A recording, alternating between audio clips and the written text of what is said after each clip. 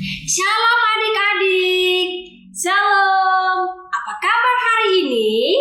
Bersama Yesus, dahsyat, luar biasa, yes, yes, yes. Wah, sekarang kita akan mendengarkan cerita Paskah. Tapi sebelum itu kita berdoa dulu ya. Sekarang lipat tangannya, tutup matanya, kita berdoa. Tuhan Yesus yang baik, terima kasih sudah menjaga kami. Saat ini Tuhan, kami mau mendengarkan cerita Paskah. Kami mohon agar Tuhan menjaga dan melindungi kami. Di dalam nama Tuhan Yesus kami berdoa. Amin.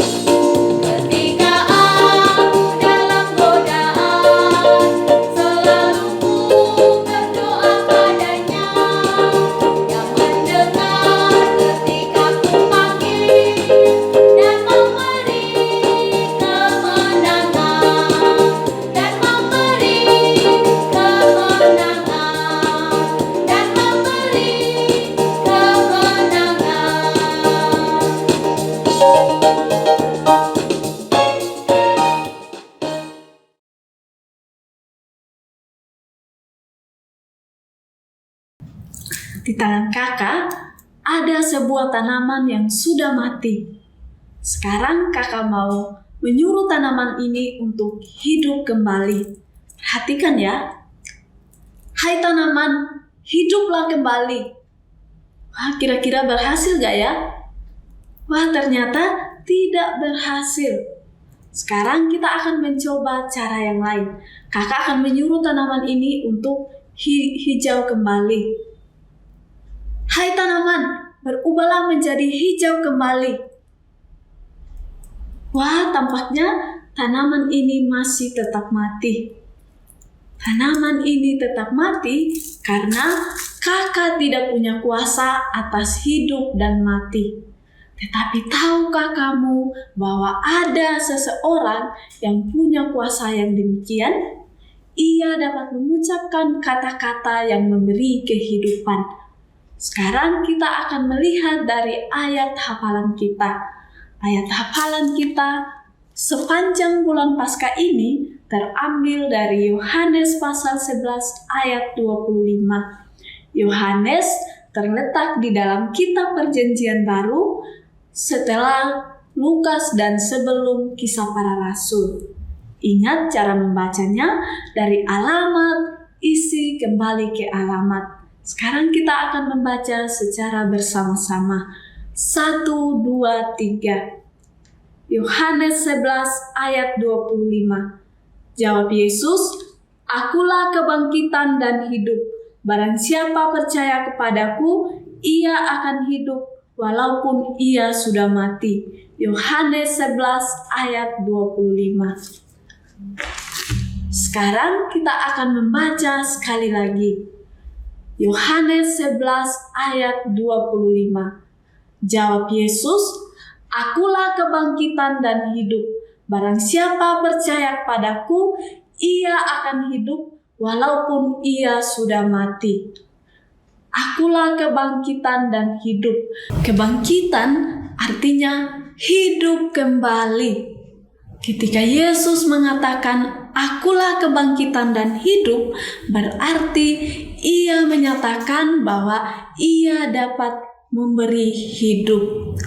Yesus adalah satu-satunya yang berkuasa atas kehidupan dan kematian.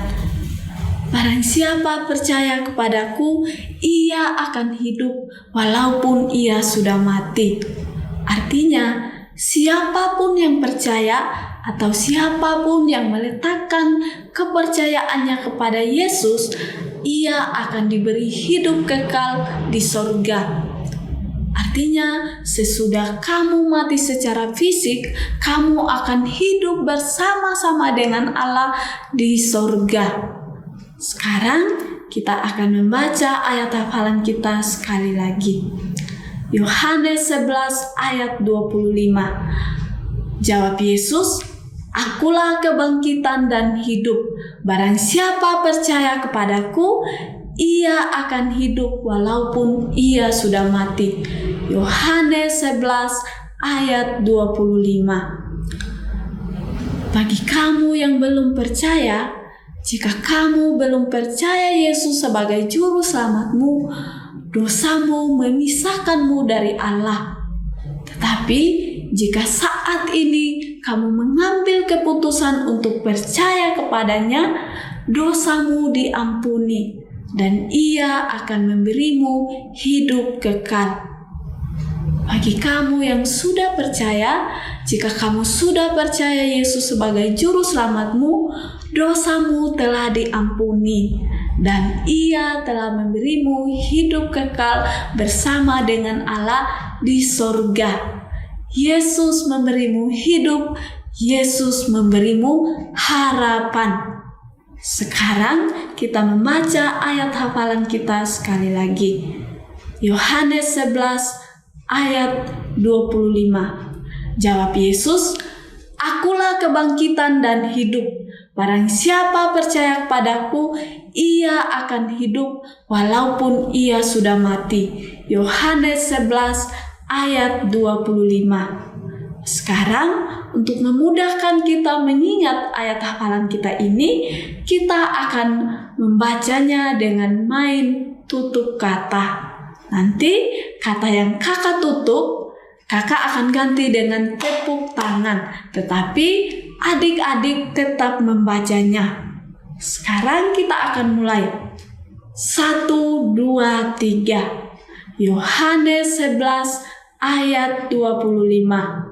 Jawab Yesus, "Akulah dan hidup. Barang siapa percaya kepadaku, ia akan hidup walaupun ia sudah mati." Yohanes 11 ayat 25. Sekarang kita akan menutup kata yang lain lagi. Yohanes 11 ayat 25. Jawab Yesus, "Akulah dan hidup. Barang siapa, ia akan hidup walaupun ia sudah mati." Yohanes 11 ayat 25. Sekarang kita akan menutup kata yang lain lagi.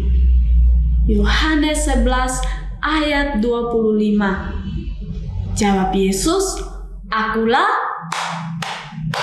dan hidup. Barang siapa kepadaku, ia akan hidup walaupun ia sudah." Yohanes 11 ayat 25.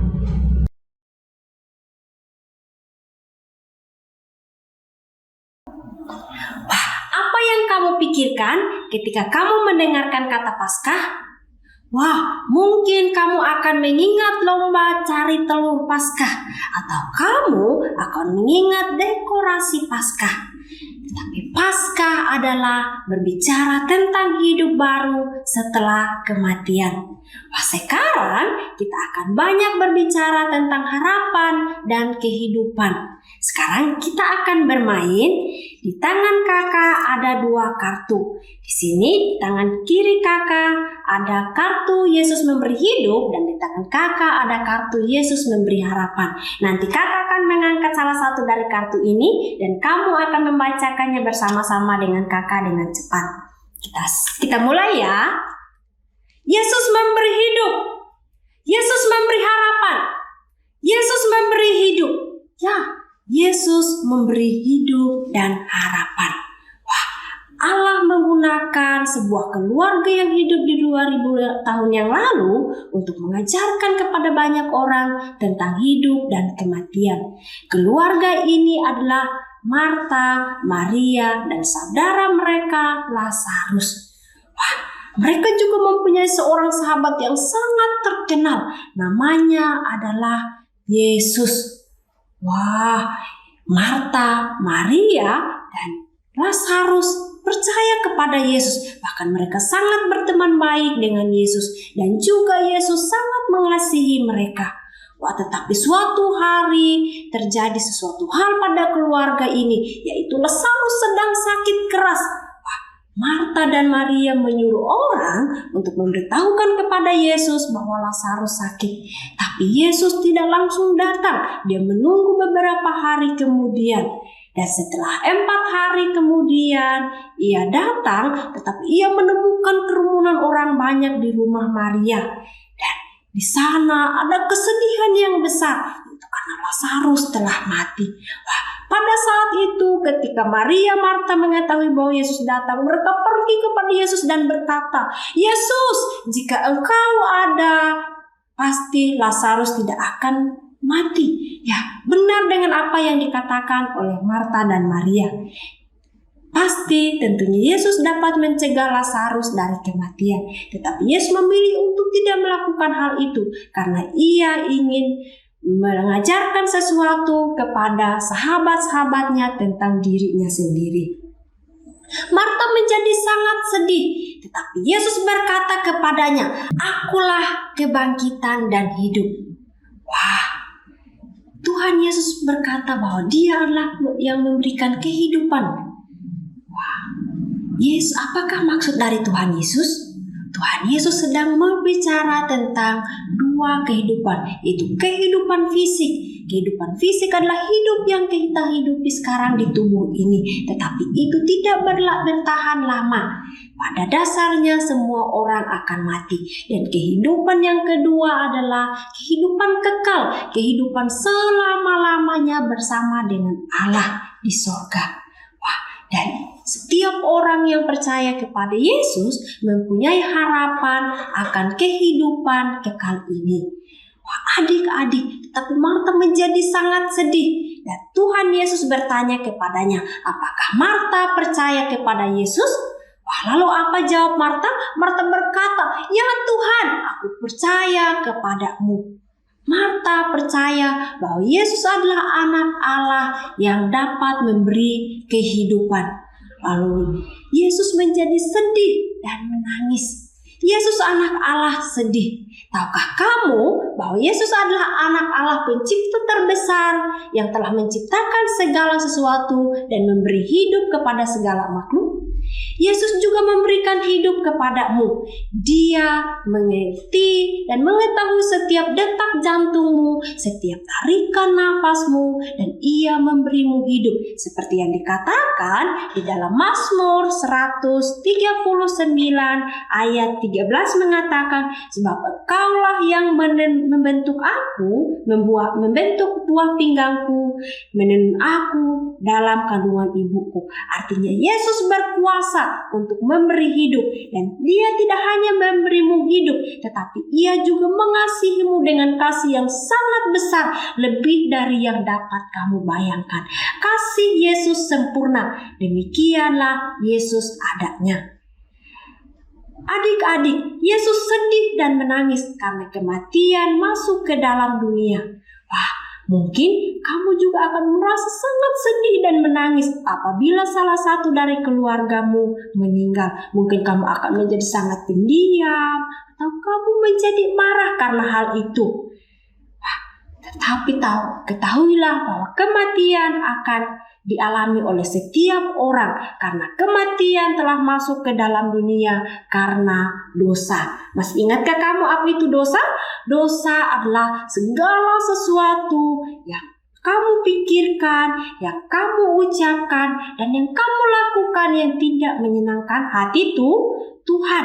Di dalam Efesus pasal 2 ayat 1 mengatakan, kamu dahulu sudah mati karena pelanggaran-pelanggaran dan dosa-dosamu. Artinya, dosa membawa kematian ke dalam dunia. Dan tidak hanya kematian secara fisik, tetapi membawa kematian secara rohani, yaitu membuat kamu terpisah jauh dari Allah. Kamu telah berdosa karena kamu telah melakukan segala sesuatu sesuai dengan caramu daripada cara Allah. Dan setiap orang yang melakukan segala sesuatu dengan caranya sendiri adalah orang berdosa, dan itu membuatmu terpisah jauh dari Allah. Yesus sedih karena hal itu, karena kematian masuk di dalam dunia. Dan ketika orang-orang melihat Yesus sedih, mereka berkata bahwa Yesus sangat sayang kepada Lazarus. Tetapi juga ada orang-orang yang berkata, masa Yesus yang bisa membangkitkan orang, menyembuhkan orang sakit, tidak dapat menyembuhkan Lazarus? Tapi orang-orang lain membawa Yesus kepada kuburan Lazarus. Ketika Yesus sampai di sana, ia sedih dan menangis. Kemudian Yesus meminta beberapa orang supaya menggeser penutup kubur Lazarus. Lalu kemudian Yesus berdoa dan berkata, suara yang memberi kehidupan kepada seluruh dunia itu berteriak, Lazarus, keluarlah. Maria, Marta, dan orang banyak pada saat itu menjadi sangat kagum dengan apa yang mereka lihat. Lazarus yang telah dikuburkan 4 hari, ia keluar dari kuburan itu dengan dibalut oleh potongan-potongan kain. Lalu Yesus memerintahkan orang-orang yang ada pada saat itu untuk melepaskan potongan-potongan kain itu dari badan Lazarus dan membiarkan ia pergi. Yesus bertanya kepada Marta apakah Marta percaya kepadanya. Dan Marta percaya, dan Yesus membuktikan bahwa ia sungguh memberi harapan kepada Lazarus dan juga kepada keluarganya. Adik-adik, sekalipun begitu, ada juga orang-orang yang tidak suka dengan Yesus dengan apa yang dia lakukan. Kenyataannya mereka menjadi sangat benci kepada Yesus dan ingin membunuhnya. Dan 2 minggu setelah Yesus membangkitkan Lazarus, Yesus ditangkap oleh orang-orang yang membencinya. Bahkan ia dipukuli. Yesus tidak melakukan kesalahan, tetapi mereka membenci Yesus karena ia mengatakan kebenaran tentang dirinya bahwa ia adalah anak Allah yang sempurna.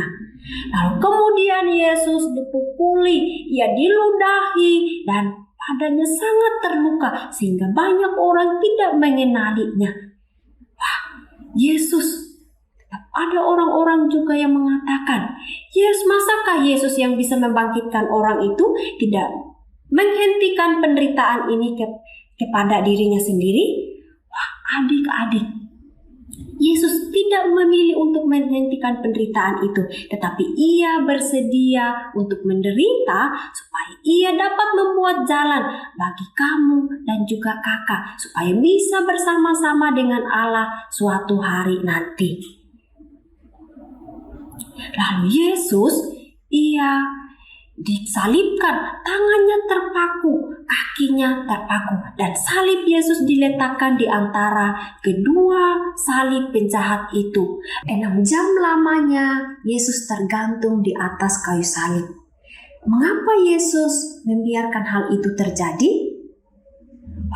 Yesus merelakan darahnya tercurah karena ia ingin mengambil hukuman dosamu dan ditimpakan pada dirinya.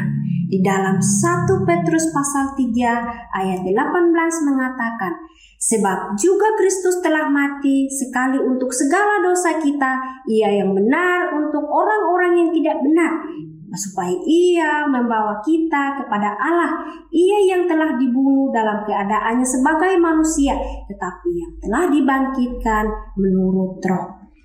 Yesus satu-satunya yang telah mati bagi kamu. Dia memberimu harapan, dia memberimu kehidupan. Adik-adik, tubuh Yesus diturunkan dari salib dan kemudian ia dibungkus dengan potongan-potongan kain lalu dikuburkan, dan sebuah batu besar digulingkan sebagai penutup kubur itu. Dan untuk memastikan tidak ada orang yang masuk ke dalam kuburan itu, para prajurit-prajurit juga berjaga di depan kuburan. Kematian Yesus menyebabkan ketakutan yang besar dan kesedihan bagi sahabat-sahabatnya. Bahkan mereka yang menaruh harapan kepada Yesus menjadi kehilangan harapan karena Yesus telah mati. Adik-adik, namun Yesus tidaklah mati selamanya. Pada hari yang ketiga, ketika perempuan-perempuan yang mengikuti Yesus itu datang ke kuburan, mereka dikagetkan bahwa penutup kuburan, yaitu batu yang besar itu, terguling, dan mereka melihat kedua malaikat Allah duduk di atasnya. Lalu kedua malaikat itu berkata kepada perempuan-perempuan ini, "Mengapa engkau mencari orang yang hidup di antara orang mati? Dia tidak ada di sini, ia sudah bangkit." Yesus tidak mati selamanya, tetapi ia bangkit dan mengalahkan maut untuk memberimu kehidupan dan harapan. Lalu berita dari malaikat itu tersebar cepat. Lalu kemudian Yesus menampakkan diri kepada murid-muridnya beberapa kali dan kepada lebih dari 500 orang. Yesus sungguh memberimu hidup dan harapan. Sekarang bisikan kepada temanmu, katakan, Yesus memberimu hidup dan Yesus memberimu harapan. Adik-adik, inilah cerita Paskah Yesus yang sesungguhnya. Jika kamu percaya, ingat, letakkan kepercayaanmu kepada Yesus dan ia akan memberikanmu kehidupan. Di dalam Yohanes pasal 6 ayat 47 berkata bahwa Yohanes 6 ayat 47 mengatakan, "Aku berkata kepadamu, sesungguhnya barang siapa percaya, ia mempunyai hidup yang kekal." Artinya jika kamu, siapapun termasuk kamu, ketika kamu memilih percaya sungguh-sungguh kepada Yesus, ia memberimu harapan dan kehidupan. Maukah kamu percaya kepada Yesus? Bila kamu mau percaya kepada Yesus, tundukkan kepalamu, tutup matamu. Tunjukkan kepada kakak dengan mengangkat tangan kananmu. Turunkan tangannya, nanti setelah kelas ini kamu akan bertemu dengan kakak untuk memberitahukan kepadamu bagaimana kamu harus percaya kepada Yesus. Bagi kamu yang sudah percaya kepada Yesus, ingat, Dia sudah memberimu hidup baru. Di dalam Roma pasal 8 ayatnya yang kedua mengatakan bahwa Roh yang memberi hidup telah memerdekakan kamu dalam Kristus dari hukuman dosa, dan hukuman maut. Artinya dosa tidak lagi berkuasa atasmu. Kamu telah dibebaskan oleh karena Kristus telah mati bagimu. Sekarang kamu hidup bebas dari dosa dan kamu dapat melakukan segala sesuatu untuk memuliakan Tuhan. Dan Tuhan memberimu hidup kekal suatu hari nanti. Dan sekarang ia juga yang akan menolong kamu untuk melawan dosa. Tetapkan kepercayaanmu, keyakinanmu bahwa Yesus sungguh memberimu hidup dan harapan. Sekarang ambil waktu beberapa menit, kamu mengucap syukur dan berterima kasih kepada Tuhan karena ia telah memberimu kehidupan dan harapan. Kita berdoa. Terima kasih Tuhan, Engkau sudah menolong kami dan Engkau telah memberikan kami kehidupan dan harapan. Kami bersyukur mempercayai Engkau sebagai Tuhan dan Juru Selamat kami. Terima kasih Tuhan Yesus. Dalam nama Tuhan Yesus kami berdoa. Amin. Terima kasih adik-adik sudah mendengar cerita Paskah. Ingat, Yesus memberi hidup Dan Yesus memberi harapan. Tuhan Yesus memberkati.